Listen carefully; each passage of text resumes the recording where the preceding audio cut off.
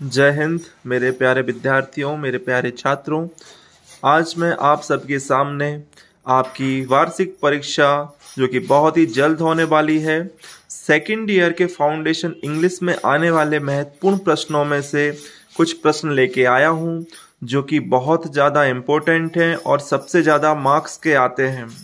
हमने पिछले वीडियो में इम्पोर्टेंट क्वेश्चन कवर किए थे यूनिट वाइज, और आज हम कवर कर रहे हैं एसेस और सीवी और जो एप्लीकेशंस आपके एग्ज़ाम में आती हैं, तो आपके एग्ज़ाम में आने की सबसे ज़्यादा संभावना रहती है। और इसमें से आपको कुछ 8 मैंने ऐसे आपके सामने लिखे हैं। इन ऐसे में से भी कुछ बहुत ज़्यादा इम्पोर्टेंट हैं जो आपको करना ही करना चाहिए। अगर आप इन सब को लिख लिख के देखते हैं और याद करते हैं तो आपको बहुत कुछ सीखने को भी मिलेगा, आपकी हैंड राइटिंग स्किल्स सुधरेगी, साथ में आपकी वोकेबलरी भी कवर अप होगी। तो देख लीजिए कौन कौन से ऐसे हैं, और फिर मैं बाद में ये बताऊंगा कि इनमें से सबसे ज़्यादा महत्वपूर्ण ऐसे कौन से हैं। कुछ महत्वपूर्ण टॉपिक आपके सामने दिख रहे होंगे। तो ये 8 टॉपिक हैं, आप देख सकते हैं। पहला टॉपिक है करप्शन इन इंडिया, दूसरा है अनएम्प्लॉयमेंट इन इंडिया, तीसरा जो बहुत महत्वपूर्ण टॉपिक है जिसको आपको कवर करना ही चाहिए, मेक इन इंडिया, बहुत इंपॉर्टेंट है। अगला टॉपिक है use and abuse of social media, next है थ्रेट्स एंड एनवायरनमेंट, चौथा है डेमोक्रेसी अ वून ऑन वैन, अगला topic caring for the elderly, और लास्ट टॉपिक है हमारा वुमन एम्पावरमेंट। अब हम ये देख लेते हैं कि इनमें से हमें कौन से टॉपिक पर सबसे ज़्यादा फोकस करना चाहिए। तो मैं आपको बता दूं कि ये सभी टॉपिक बहुत ज़्यादा महत्वपूर्ण हैं, आपको इन सभी पे फोकस करना चाहिए। लेकिन अगर आप चाहते हैं कि कुछ बहुत इम्पोर्टेंट ऐसे टॉपिक आपको मिल जाएं कि ज़्यादा मेहनत आपको ना करनी पड़े, आपका जो तीसरे नंबर का टॉपिक है जो मैंने बताया बहुत इम्पोर्टेंट है, मेक इन इंडिया, और आपका जो वुमेन एम्पावरमेंट है, तो ये 2 टॉपिक आपको याद रखना चाहिए, इन पर आपको मेहनत करना चाहिए, इनको याद करने की कोशिश करना चाहिए। इसके अलावा अनएम्प्लॉयमेंट मतलब इंडिया के 3 टॉपिक जो मैंने ऊपर दिए हैं, इनमें से एक टॉपिक 100% किसी एक सेट में, चाहे वो बीए में या बीएससी में या बीकॉम में, बिल्कुल आएगा 100%। अगला हम देखते हैं कि वुमेन एम्पावरमेंट में से कोई टॉपिक आ सकता है, या सोशल मीडिया के उपयोग और दुरुपयोग, इस पे से टॉपिक जरूर पूछा जा सकता है।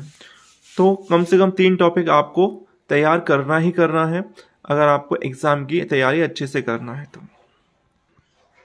आप सभी इस बात का ध्यान रखें कि आपके एग्ज़ाम में जो ऐसे आएंगे उनके अथवा में ये लेटर भी आ सकते हैं, यानी आपको या तो कोई एक ऐसे करना है एग्ज़ाम में, या फिर आपको इनमें से कोई एक लेटर करना है। तो इस तरह के लेटर बिल्कुल हो सकते हैं जिसमें आप अपने दोस्त को शुभकामनाएं दे रहे हैं किसी भी एक सफलता के लिए। तो मैंने 2 लेटर यहाँ पर लिखे हैं, लगभग समान है। आप एक लेटर ज़रूर तैयार कर लीजिए और जिस तरह के टॉपिक के ऊपर वो लेटर हो उसको उसमें मेंशन कर दीजिए। तो देखते हैं हमारे सामने दूसरा जो लेटर का है, write a letter to your friend congratulating him on his success in the examination. परीक्षा में सफलता प्राप्त करने के लिए आप अपने दोस्त को बधाई देंगे लेटर के माध्यम से। दूसरा है write a letter to your friend congratulating him on his selection as a teacher. शिक्षक के रूप में चयनित होने के लिए इस लेटर के माध्यम से आप अपने दोस्त को बधाई देंगे।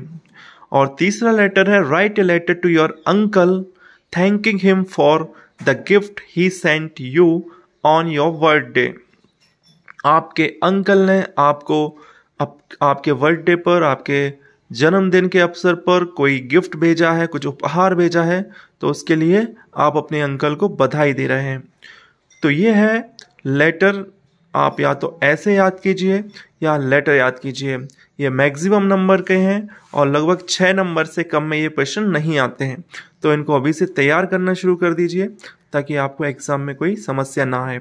इसके बाद हम देख लेते हैं और सबसे महत्वपूर्ण टॉपिक जो हमेशा आपके एग्ज़ाम में आता है वो आपको तैयार करना है, जिसके बारे में शुरू से आपको बताया जाता रहा है। आपकी स्क्रीन पर दिख रहा यह प्रश्न भी बहुत ज़्यादा इम्पोर्टेंट है और आपको बिल्कुल याद करना चाहिए।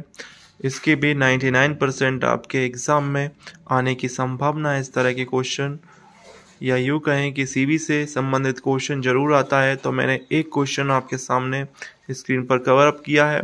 What is a CV? Explain in brief the important point that should be highlighted while drafting A CV.